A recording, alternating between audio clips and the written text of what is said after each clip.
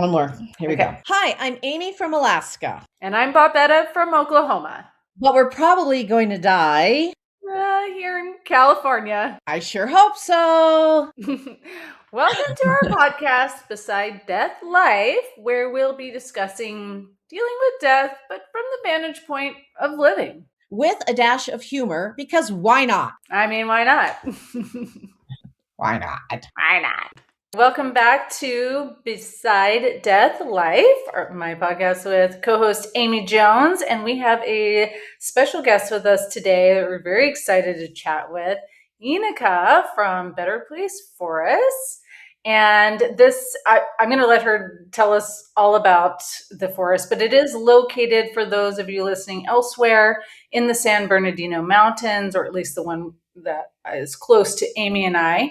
And we're very excited tell them where the San Bernardino Mountains are, because I didn't know. San Bernardino Mountains. Yeah. Well, if you can familiarize yourself with where Los Angeles is in California, it is just northeast, about 2.5 hours. Would you say that's correct-ish? Yep. Yeah, heading east, it's up in the mountains. Up in the mountains? Yeah, big mountains. Oh, okay. So, yeah, tell us about your place. Yeah, so thank you so much for having me, first of all. I am really excited. This is a really exciting time for us at Better Place Forest. And we actually have 9 locations across the country. There are 4 in California. So besides Lake Arrowhead, we also have a location in the Santa Cruz Mountains, one that's out probably about 30 minutes from Yosemite National Park. And then our original location is in Mendocino County in a town called Point Arena. So we have a great California presence, and that's where the organization was started about 11 years ago. And a simple way to describe it is we call it a memorial forest.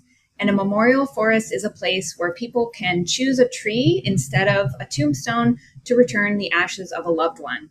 We see a lot of people that are making this decision for themselves. And so they're purchasing a tree. And then we serve a lot of people who also have lost someone, and they see this as a meaningful alternative. The organization started about 11 years ago. And like I said, we've grown to become an organization across the country. And we've also just recently, over the last year, been developing grief support. So we identified that people who visit our forests and have a tree and participate in our forest memorials are impacted in a really positive way.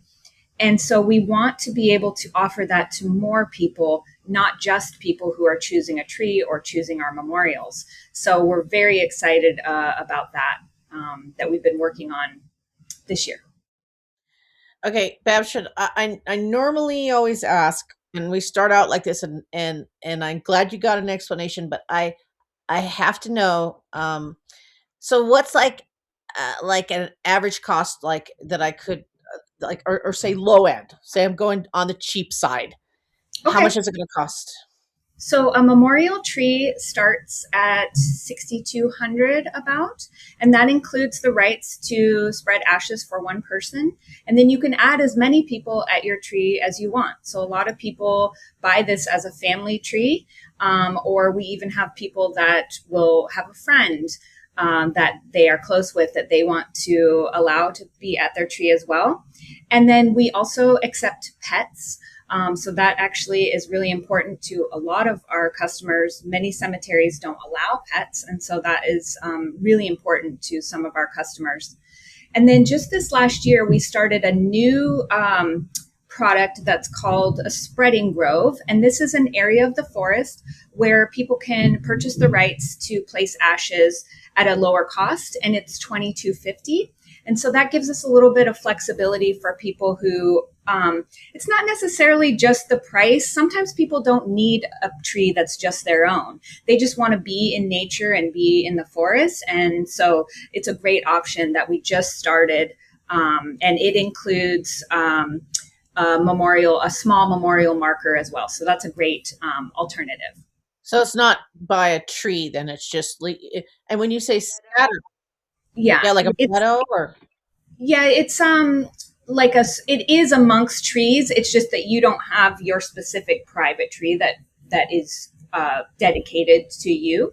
And they're different in every site. We've looked for spaces that have a grove of trees, some open space, some natural elements. So they vary a little bit, but yeah, it's a space. Other, like, some cemeteries have something similar that they might refer to as like a scattering garden is, I think, a common way it's referred to in the cemetery space. Yeah. Are you actually going to go out there and be able to scatter the ashes yourself, like just taking?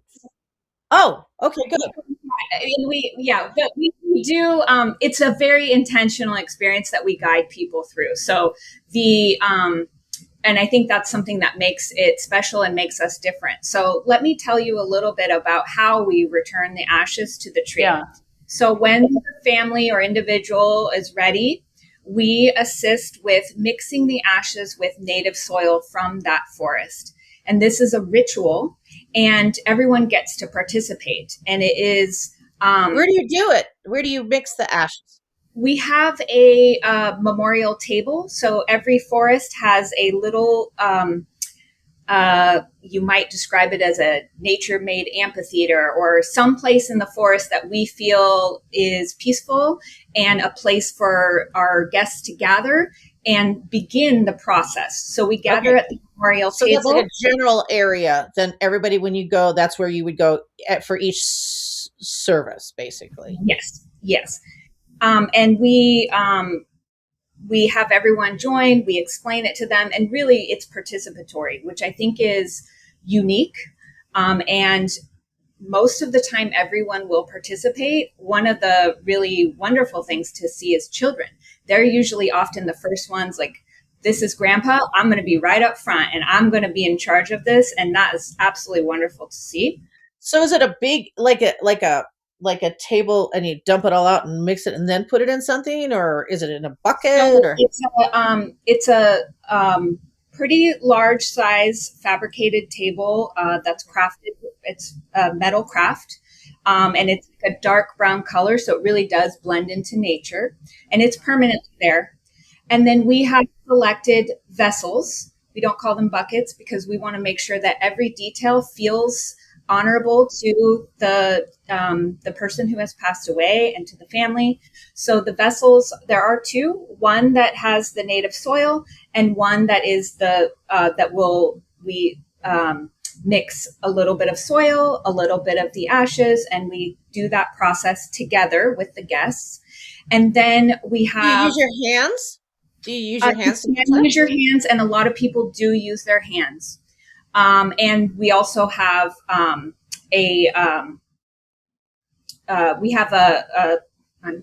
blanking on like a little trowel or something. Trowel, yes, thank you. Shovel. So we have a trowel that they can also use, but yes, sometimes people do use their hands.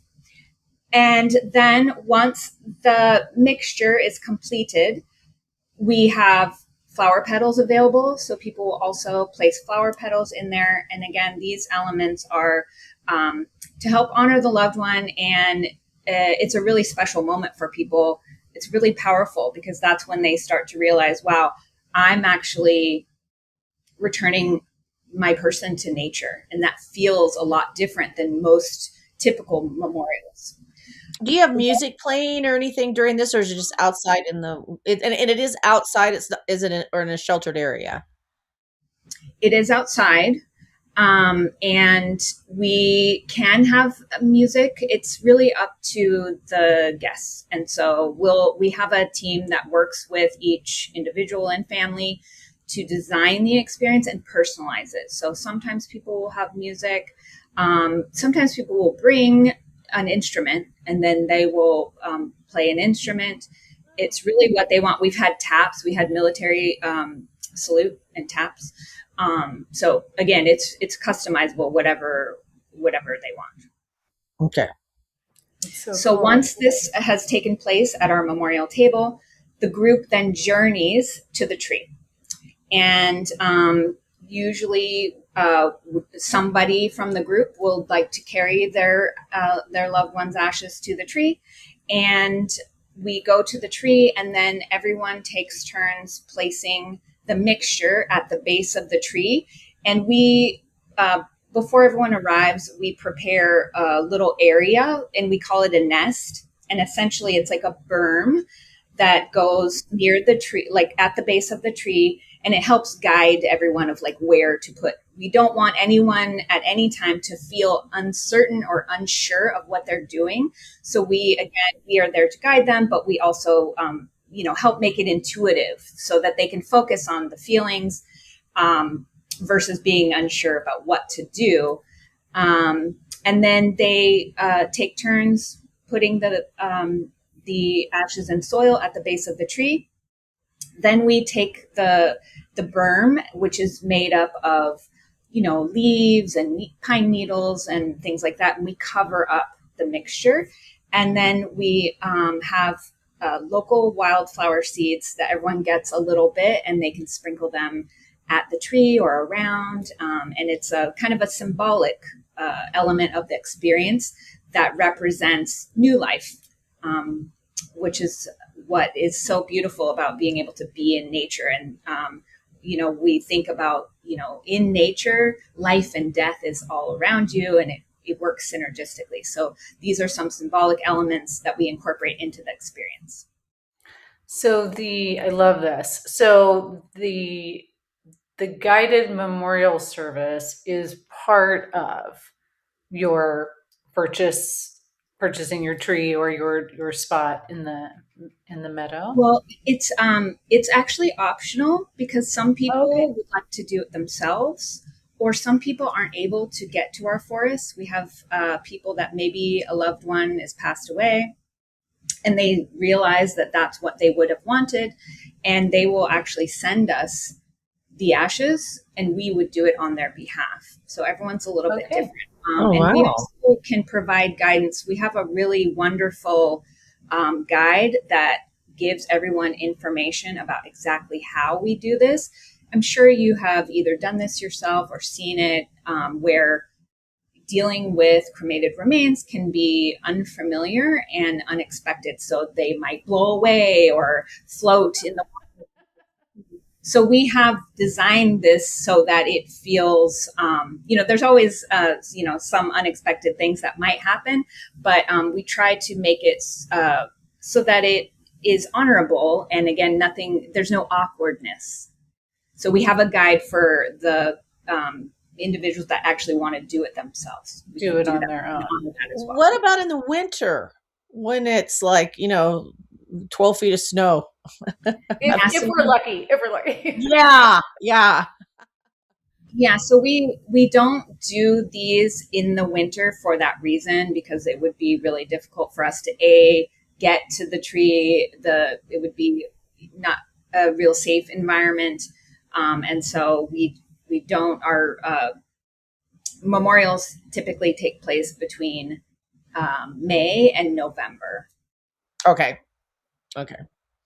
Yeah. It is kind of weather related too. I mean, did you do them last winter when it was still really nice out? Would you do some, or did you just kind of shut down during the winter? Yeah, typically we don't operate over the winter months, but on occasion there are, exceptions, or we'll try to stay open if the, weather permitting.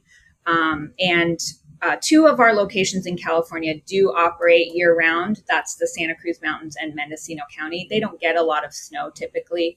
And so it is, we're able to operate year round there. All right. Hold on. Got a question for you. Okay. Braden Cohen of Life Source. We met Cece Boise through him, and Cece Boise told us about you, the young lady who makes the handmade wooden urns there in Lake Arrowhead. And we did an episode with Braden Cohen on Terramation, but we were also touching on things that you're talking about. And I'm wondering if that, as far as like the legalities, especially, I mean, we talked a lot about the state of California, but if that has something to do with it sounds like the ability to spread your ashes in certain places. It's not like in California, it's not a free for all, right? Am I Right. recalling that? Yeah, and a lot of people do come to us because they want to make sure that what they're doing is legal and that they have a place to return to. Um, that said, our goal is to make sure that people do what's meaningful for them. So if they would rather place ashes in a national park or they want to do something at home or on their property, we're absolutely willing to even walk them through the steps or make recommendations about how to do that. In California, you do have to get a permit. So again, we could certainly provide guidance to families who want to know more about what their options are. Amazing. And where did you get like the land from to begin with? Where like up in is it national forest or how does that work? Yeah, so we they're all different. So a lot of our locations were private, even homeowners who wanted their property to go to something more meaningful, and they wanted to have peace of mind that their property would not be developed. So we have a whole real estate team that goes through, and we've literally looked at hundreds of properties across the country because they have to be in, a location that's relatively easy for people to get to. Some people think we plant a tree for them. That's not what we do. We choose an established tree. So these forests had to have, healthy trees, different types of trees and aesthetic value so that people, when they go there, they would feel beauty and feel that kind of feeling of being immersed in a beautiful forest. So a lot of people were involved with choosing these specific locations.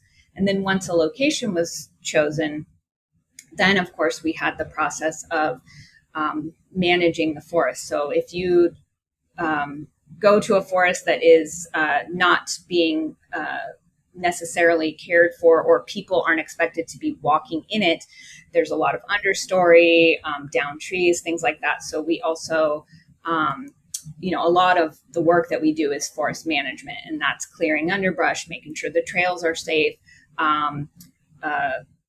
keeping it both safe but also aesthetically appealing and healthy. So the one up in Lake Arrowhead was that national forest or state forest? Do you know? No, it was actually, I believe the previous owner was the Boy Scouts of America. So up there across the street, you have Pinecrest, and they have a lot of like outdoor schools that will use that facility. And in fact, some of the students during the summer do come over to the site and tour around and use those trails. So it was did they get a little badge, little Boy Scout? I would love to do badge. Very cool. Yeah, they get the like death care badge. That's a great idea. I love it. That is a great idea. You should totally do that. I think we need to work on that. They love their badges, those Boy Scouts. Yeah. Okay. And then I think the idea of with a dog or your pets, whatever your dog, your cat or dog, having them, but buried or scattered with you. But so now if I was going for like the $6,200 one, do I get a plaque with that then too, or is that extra? So the marker is extra. My package here. Yeah. So the marker is $500. It's a bronze marker that you can customize. And again, most people do choose to have one or more. You can have up to 4. And you don't have to if you don't want to. But is it on the tree or in the ground or on the ground? It's in the ground at the base of the tree. Okay. And so how many, I mean, if you wanted, so you could put a couple down there then. I mean, could you do one for your pet and then one for you and then one for, cousin Irma? I mean, and so you'd have like 3 of them down there, or how does it work? Yeah, we see again different different approaches. Sometimes people will have it as like a family marker, so it might have their family name and maybe a saying that's meaningful. Others have Just chosen, one, and it covers all of them. Then got it. yes, Okay. and so that's an option. Others have opted to have a marker for each individual whose remains are there.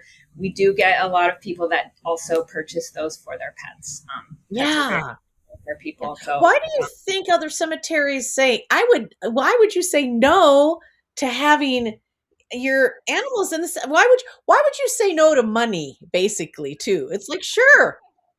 And if people would like that. I mean, it's like I guess it's like a religious thing. What do you think? Why would cemeteries say I'm no? really not sure. It could be regulatory. It could be, like I think some people are concerned about. There are quite a few people that don't like pets, and that might have an issue with animals being in space.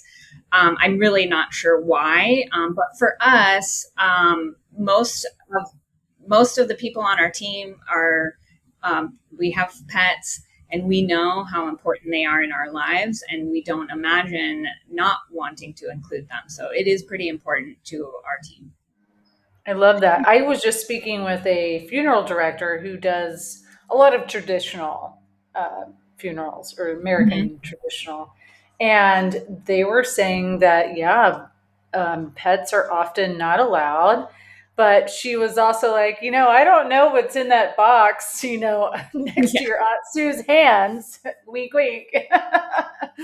But yeah. So similar to what you were saying, Iniga, it's like, there are some kind of legalities around it, or at least rules from a lot of funeral homes and so forth. Well, and on Judgment Day when we all rise up, Babs, and if people don't like dogs, they're not going to want that damn dog yipping at them, on Judgment Day. It's really going to. Okay, I'm so curious. Okay, so what about visiting? Are people able to come and visit whenever they want? Are there certain hours? What's the? Mm-hmm. Yeah, so people are welcome to visit as they wish. We want to make sure that they know how to find their tree and that they're safe. So typically the people that go up there on their own have already been and worked with our team. So they know the forest really well, and it is their place. And then we also take visits by appointment. Some people might have some mobility challenges, and so we can take them in the UTV to their tree. So a lot of times people will schedule so that we can help them find their tree, or we can drive them up to their tree. And we also have events throughout the year. This last weekend, we celebrated the solstice in Lake Arrowhead. We've done some things with Dia de los Muertos. And then we also offer grief workshops. And these are seasonal workshops that are open to anyone in the community. It's totally free. And we help people be in nature and, reflect, and hopefully help them reflect and heal. Is there like a building on site at all? Like when you go check in, or some sites, yes. So some of our sites have existing structures that were on site. Some have you seen like a glamping type of tent? So that's what we found is the best scenario, because in the early days, we thought, okay, like people might want these grand structures where they could have a memorial. And then we quickly realized that people could do that somewhere else. And what they're coming to us for is an authentic nature-based experience. One of my, when I first started working here, so I spend a lot of time with families. And one of my first visits, the family arrived and I was just talking to them and I was telling them all this stuff, and they were kind of like backing away, and they're like, okay, like when do we get to go out? And I was like, oh gosh, let's go. So that was a really important lesson for me to understand that what we can provide that is access to nature. And we know that nature helps with healing, and people find solace amongst trees. And it's also difficult to access the outdoors for many people. And so that's really what we want to focus on, is getting people into a really authentic, natural experience with our guidance, so that they are safe, they know where to go. Because some people aren't, people love nature. I think that's a common thread. Not everyone is an outdoors person and is going to be able to come out there with their REI gear and really getting out there. So that's our role, is to help people really feel that powerful elements that nature can provide. I love it that you also offer, like you were saying, these kind of free grief workshops out in nature. What a wonderful thing for the community around this property that you have. Or where do you hold those? Where do you have them? They're in the forest. Yeah. So people come, and they are outdoors. So we tell everyone, it's, rain or shine, we will be out there. And we do journey throughout the forest. That's an important element of the experience. So yeah, our forests are wonderful places to have these exercises. And do you lead them? Are you involved in leading them? Who does the discussions? Or so our site teams are trained to be able to facilitate the workshops. We actually worked with a thanatologist to design these workshops, and they are based on more modern. A what? A thanatologist. Know this? Do you know this, Babs? I don't know. What is it again? Yeah, but I'll let Inigo explain. Yeah, I didn't know this either, and I just learned of this within the past couple of years. But yeah, there are professionals that study bereavement, and so for us, that's called. Yeah, the field is thanatology. Oh, okay. THA. Yes. Thank you for that thanatology explanation. Thanatology. Yeah, I'm not going to do it justice, but yeah, it is a field. And I actually have you maybe heard of the Endwell conference that's in LA? Yes. So it is a wonderful organization. And let's see, I've been to it the past 2 years, and that's where Endwell is an organization that advocates for individuals and families in the death and dying process. So they bring attention to all of the different organizations and practices that are part of death and dying. And they do wonderful work for awareness. And it's a really wonderful community to come together. We might, in our day-to-day, we're, working with our team. We work with funeral homes. But when we go to Endwell, we also get to widen the scope of who we're interacting with. So, people in palliative care, death doulas, all these other people that are more awareness and more connection between all of the different people that are needed when somebody is dying. And how did you get involved in this, working with this? I was going to ask, yeah. How did you get to here to Forest Lady? And where are you? Are you up in Lake Arrowhead? No, I'm actually based in Seattle. So I travel a lot. I actually just got home on Friday morning from touring all of our locations in California. I was not expecting to work in the death care space. My background is in experience design and marketing and operations. And it was the beginning of the pandemic, and I was contacted by this organization to help design and facilitate the expansion of the customer experience. And so it was very unexpected. I wasn't really sure. And I met many people from the organization, and then I just had to do it. It seemed like such a really compelling proposition. and something that truly helped people. And that's really what motivates me is I want to do work that enables me to really help people and meet a need that they have. And do you get that like, I mean, so you're still kind of on the marketing. Are you ever there in the field when the families are going through this? Yes, that is very important to me. We roll up our sleeves here, so we're always interacting whenever we can with families, and that means visiting forests, going on visits, talking to families, interacting with them even over the phone or through emails.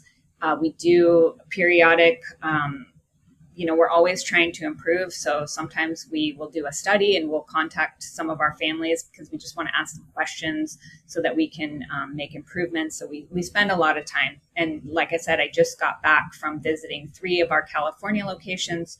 We had a memorial in Lake Arrowhead. We had a coffee chat with one of our customers and spent time with our entire team. And with visiting, I mean, what happens if somebody's driving by and they do want to just go, oh, I want to just walk through this, but you don't have somebody that, is scattered there. Are people allowed to just go in, or how does that work? Yeah. Sometimes people, because you can look us up and find our address, and on occasion people discover and they just want to go up there. That does happen. Usually we want people to contact us so we can explain how it works and they know where to go. And so typically people will contact us and they'll let us know that they want to explore the concept and learn more about it. And so we can guide them and help create an experience that's right for them. Because sometimes But they're not allowed to just walk through on their own. They can, yes, they can just walk through on their own, but it's not typically just open and you just, like sometimes a park, you could just drive there and go. And so, like I said, people sometimes will do that, but the challenge would be they don't necessarily have the context and the explanation of where to go in the forest and what it all means. So it's best for people to let us know, then we can explain how it works. And we can host them if that's what's right for them, or we can set them up with maps and things so that they can explore on their own. Yeah. So someone who has done a memorial there they've purchased a tree and they want to come back at some other time, they already know the lay of the land and they can. I think that makes sense. Yeah, and we're experimenting with some mapping software that gives people a little way to use their phone to get to their tree. So you can actually put in the tree number, and then it will help you guide you through the trails. So that's been really helpful for us, for people that do want to navigate on their own, or even people that, if they've been there before but maybe forget because it's been a while. Yeah, that's awesome. I love that. Yeah. And so what is this? What is this company? Is it nonprofit or is it what? Tell us a little bit about the company. Yeah, so it's a nonprofit organization. So you can get more information on our website, which is betterplaceforest.org. And that's the name of all of the different, like if I go to Minnesota or whatever, they're all going to be called Better Place. Yeah, nationally recognized brand. Got it. Okay. Yeah. And while we have you, where are those other forests? So we're in Arizona, Minnesota, Illinois, Connecticut, and Massachusetts. Oh, wow. Yeah. Are they all in up in away from the city, in the forest, or any of them kind of close to towns? The one in Minnesota is, I think, the closest to the urban center. It's about 40 minutes outside of Twin Cities. So that one can be busier because it's such a more close-in location. And we also find that the people there, they spend a lot of time. Minnesotans spend a lot of time outside because they're inside so much in the winter. So once it's comfortable to go outside and do these things, they're really dedicated. We get a lot of people that come back frequently. And sometimes they're even, our local team can take somebody out in snowshoes. That's happened quite a few times. They're definitely they love the outdoors. Wow. So when it's nonprofit, so that means that this company, it's not trying to make money off of this. I mean, not to be but I am kind of a little, I'm a little naive about how all that works. Yeah. So the nonprofit delineation means that we don't expect to make a profit, and any profits that we do have go back into the organization and fund things like forest conservation and the grief programs that we just started. We're also we're finding that there are people in other countries that are starting memorial forests. And so we're very interested in finding common ground with those locations so that we can improve awareness and knowledge share across these organizations. Because over the years, we've gained valuable lessons in how to operate. And so that's another activity that we have going. So the nonprofit delineation allows us to focus our efforts on really providing good for the community and society. And are there some other who are your competitors? Are there, not to say competitors, but who are some of the other companies doing this with the forest or doing this with nature, or are there any others? I think there are some smaller organizations. So if I go state by state, I might be able to find other similar organizations doing some things similar. I don't know of one that is as large as ours. Okay. And then, of course, some people are also considering a cemetery. And so I would consider them, potentially a competitor, but we also will refer to cemeteries. Sometimes if we get a family that they're, we don't have what they offer, we're happy to, pass along these referrals. So it's sort of a competitor, but not really. I love it. Well, I know we are getting close to the hour. I have two more. I have two more questions. Okay, Amy, you get all the questions. Don't go ahead, Babs. You go, Babs. You go, Babs. You ask. I was just letting you know. I was giving us the countdown. We have 4 minutes. Okay. So in the area where you can scatter that's just the scatter field, or is that what you call it? Or sorry, it's a spreading grove is what we call it. Spreading grove. Do people put memorials there as well, or no? Yeah, that's also optional. If you would like to select the spreading grove and you want a hosted memorial, we're happy to facilitate that. And so the little plaque is like 500, right? So the spreading grove includes a small marker, and it's a little bit smaller, and we inscribe it with the name and year of birth and year of death. Okay. And I forgot the other question. So there you go. There's a lot. It's very exciting what you're doing. And as you know, especially being involved with Endwell and this whole community, it's death and dying is really popular right now, but especially kind of in the green spaces, right? Like what we were talking about with Life Source and leaning more toward natural burials or nature as opposed to the old school ways. So we really appreciate you taking the time. And we're going to go and visit the Lake Arrowhead spot on Saturday morning. I'm not sure who we're meeting with. I know. I wish we were meeting with you. Look, fly down from Seattle so you can take us around. Well, the team there is absolutely wonderful and knowledgeable, and they probably know more than I do. So you'll have a wonderful time.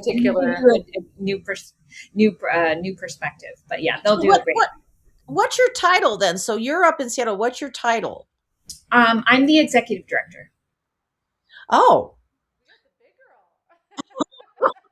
Oh, the executive director. Okay, good. Okay, good. Well, that's good. You know what? I really appreciate your time and your energy, and all your answers are. I'm kind of into it. I'm kind of into. I Yeah. think we should do one here in Big Bear. Yeah, Yeah. yeah. I think we should do one in Big Bear. Have you been to Big Bear? No, I haven't. But It's just a neighbor with Lake Arrowhead. neighbor, yeah, it's right up Yeah. the way. So yeah, Yeah. sometimes I like. In fact, we were just in our Yosemite location, and I had actually never been to Yosemite National Park, and I've been there many times. But we were done. It was around 5 o'clock, and my colleague and I said we are going to Yosemite right now. So we went there and did like a quick tour. Right. Was it? I've heard it's been really crowded. Was it crowded? It was quite busy, yeah. So, but we were in the evening, so it wasn't too bad. But definitely it was busy. Next time you're in Arrowhead, let me know, and you come up to Big Bear, and you should do a little visit. I would love Yeah, to see it.